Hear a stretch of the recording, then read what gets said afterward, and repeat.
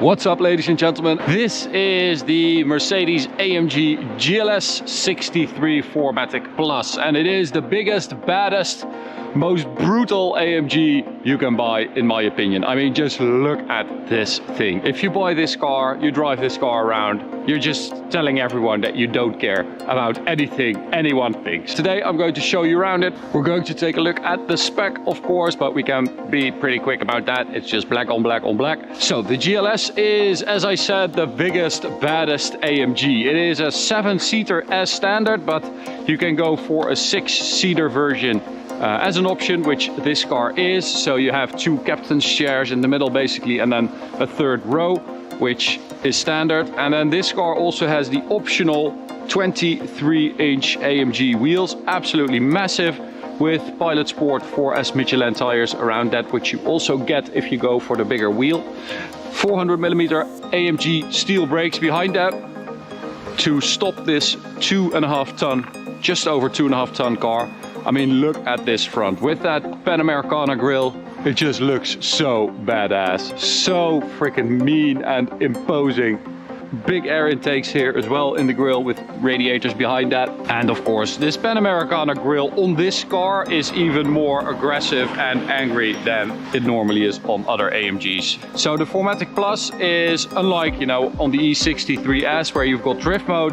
It just means that it's active and that it can send power to whichever wheel at any point with a maximum of 50% to the front.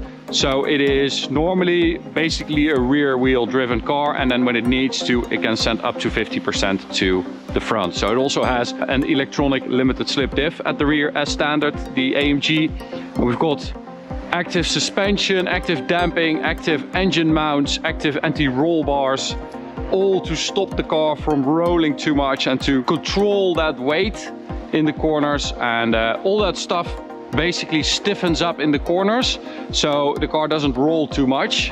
So all these things stiffen up in the corners so it doesn't roll too much, and then when you go straight again, everything unhooks basically. That's mainly the anti-roll bars and the engine mounts. So when you go straight, it unhooks, it relaxes, and it absorbs everything again. So it's a really smart system.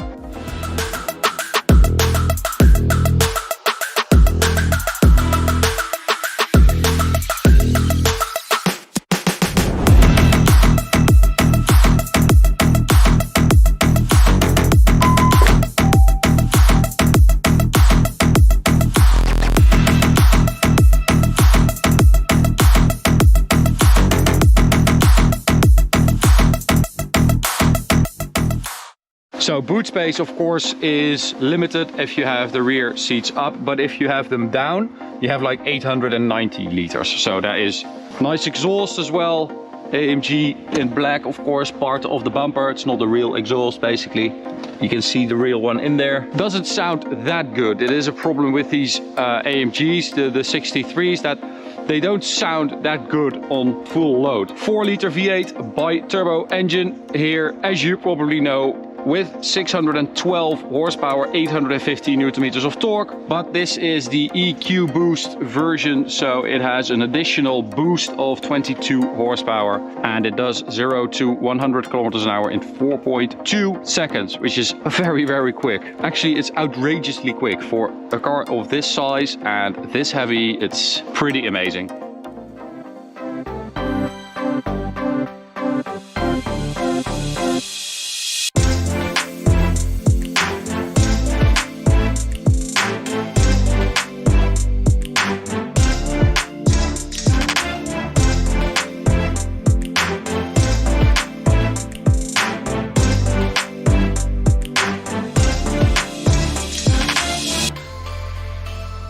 Show you guys the rear seats. So as I said, we've got these captain's chairs basically, so you can sit with 4 adults.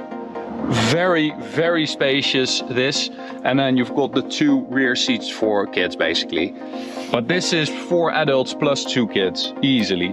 And then you do, of course, sacrifice your boot space So interior wise, they absolutely nailed this. So I think the Mercedes GLE and GLS interiors are so good because they feel like a true SUV inside. You sit in it, not on top of it. You have this high center console, which I think is a key thing in SUVs, and you have a high dash. So you sit here and you feel like you've got that massive bonnet in front of you, which is very high, and then you have your armrest here, you have your handles here. It just is a very, very nice interior. I really like it. This car also has the Burmester audio carbon fiber trim, and of course we've got the 2-screen setup, which after I don't know how many years I still find utterly used to use.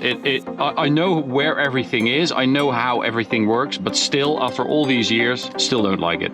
That's it. We've got a massive panoramic roof as well, which we've got closed for the most part because of the weather. As you can see, it is 45 degrees outside, so it is really, really hot. So the starter motor is also part of that mild hybrid 48-volt stuff. So it's super, super quiet, and you can also use the coasting, and it basically decouples the entire drivetrain, and you're just gliding, sailing to save fuel. I don't ever slow up, no I don't take shit. I got no love for the fakeness. If you wanna play tough and wanna hate this, I'll always show up and make a statement. I don't ever slow up, no I don't take shit. I got no love for the fakeness. If you wanna play tough and wanna hate this, I'll always show up and make a statement. I don't ever slow up, no I don't take shit. I got no love for the fakeness. Anyway, 9-speed gearbox, put it in first gear. Alrighty, so let's take it for a drive towards the Autobahn and see what it feels like, because we don't really need a twisty road to make this car shine. It is at its best when you're not extracting everything from it. When you just leave it in comfort, maybe open the exhaust, of course that is nice, and you just have that V8 with that incredibly comfortable air suspension, even though we've got these 23-inch massive wheels. You do feel it sometimes on like potholes and stuff like that. You can feel that it's a big wheel. All right, so at the Autobahn, let's hit Sport Plus. Brake launch, you don't have launch control in this car, so little boost and then let it go. Oh, you do get quicker shifts, so the car does know that you want a launch.